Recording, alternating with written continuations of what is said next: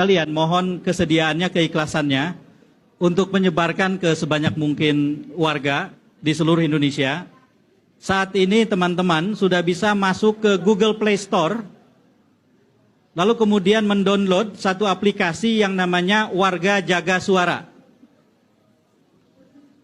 Jadi saya dan teman-teman sudah membuat aplikasi yang namanya Warga Jaga Suara. Sejauh ini baru ada di Google Play Store. Karena teman-teman tahu sendiri mendapatkan izin aplikasi seperti ini untuk bisa masuk ke Apple, untuk masuk ke bisa di-download di iPhone, susah. Susah. Ini pemilik iPhone di sebelah saya ini. Dia merasa terdiskriminasi. Jadi terpaksa sepulang dari sini mampir ke toko gadget, beli Android. Sekarang sudah murah-murah Android. Nah jadi Warga Jaga Suara ini akan bisa dipakai oleh siapapun untuk 4 hal. Nomor 1, melaporkan potensi pelanggaran. Kenapa saya sebut potensi pelanggaran? Karena warga nggak tahu itu pelanggaran atau bukan gitu loh. Misalnya ada orang bagi-bagi bansos, terus kemudian kok stikernya paslon. Orang tidak tahu itu pelanggaran atau bukan. Padahal bansosnya itu bansos dari pemerintah. Nah itu namanya potensi pelanggaran kan. Makanya setiap orang yang melihat potensi pelanggaran, itu boleh menggunakan salah satu features di aplikasi ini. Laporkan ke aplikasi itu. Ada ininya dengan sangat mudah. Semua potensi dilaporkan saja. Kami tidak akan menjadi partai atau tim pemenangan. Kami akan mengkoneksikan diri kami ke tim pemenangan dan partai-partai. Jadi kami akan melaporkan semua yang masuk ke dalam server aplikasi itu, lalu kemudian kami sebar ke seluruh stakeholders, termasuk yang dilaporkan berpotensi melanggar itu. Misalnya ada orang menerima bansos, tidak ada stikernya, tetapi yang membagikan bansos sambil bilang, ini dari Pak Jokowi. Jangan lupa putranya Pak Jokowi, calon wakil presiden Pak Prabowo, Mas Gibran. Lalu kemudian kalau Bapak Ibu mau berterima kasih, kami bisa sampaikan ke Pak Jokowi misalnya. Ini misalnya ada warga yang mengalami itu. Kan dia tidak tahu itu pelanggaran atau bukan, laporkan saja. Nah, jadi itu features pertama di aplikasi itu. Kita tidak meminta semua warga tahu persis aturan mana yang melanggar atau tidak. Apapun boleh dilaporkan. Nanti di aplikasi ada sistem yang mengkurasi atau memfilter.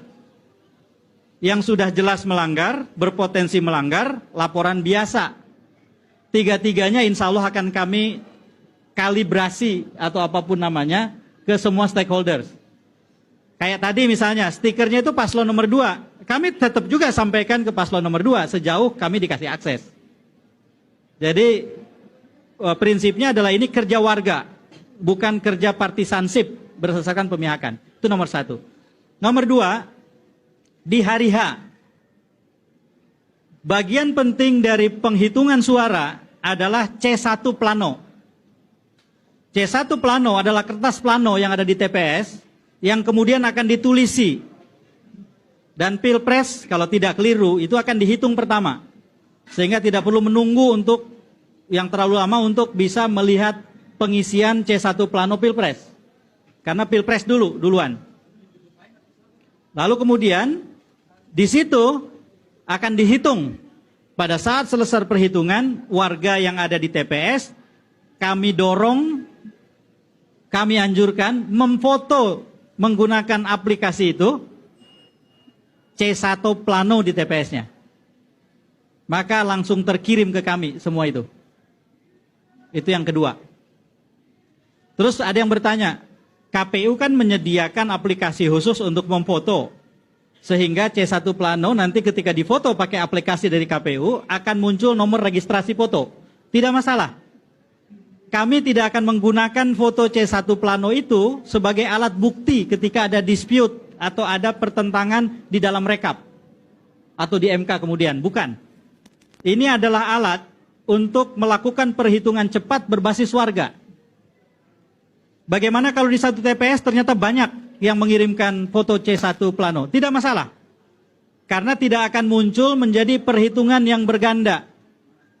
Setiap orang yang nanti masuk ke dalam aplikasi, kebetulan saya sudah download, masuk ke dalam aplikasi, di awal ketika mendaftar, itu diminta untuk memasukkan domisilinya berdasarkan KTP, artinya berdasarkan DPT juga itu, sampai dengan memasukkan desa kelurahan.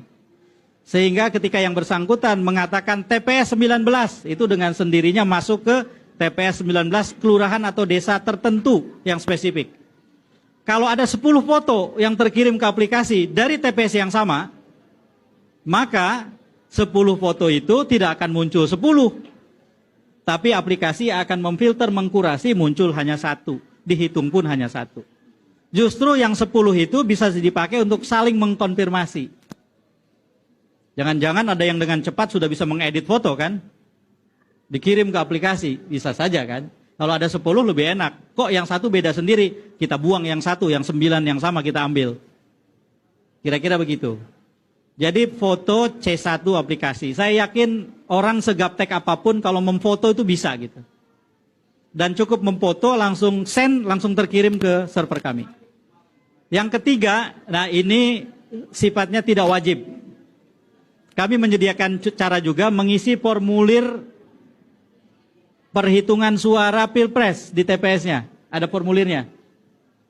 Jadi kalau ada yang mau membantu lebih jauh selain foto C1 plano, sebaran suara Pilpres di TPS-nya dimasukkan ke dalam form yang sudah disediakan di aplikasi itu. Kirim. Nah itu membantu kami.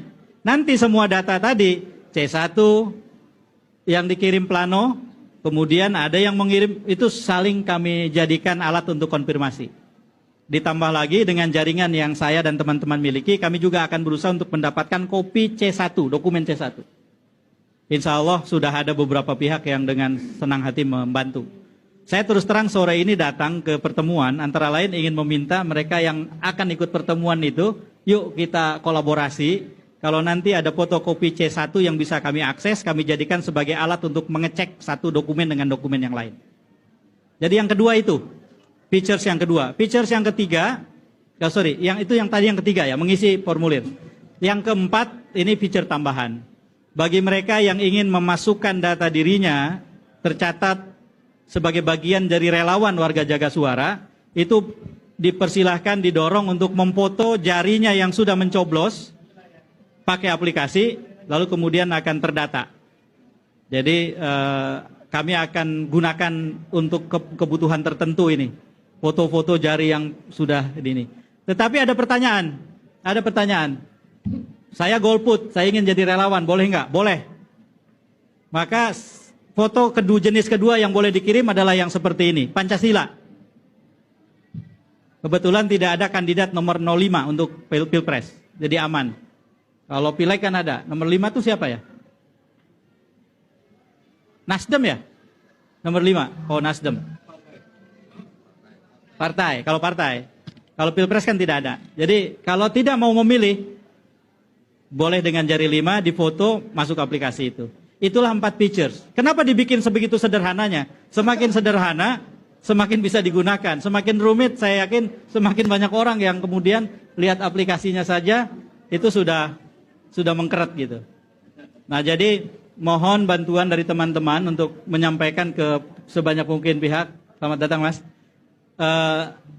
Untuk mendownload aplikasi Warga Jaga Suara. Sekarang sudah ada di Google Play Store.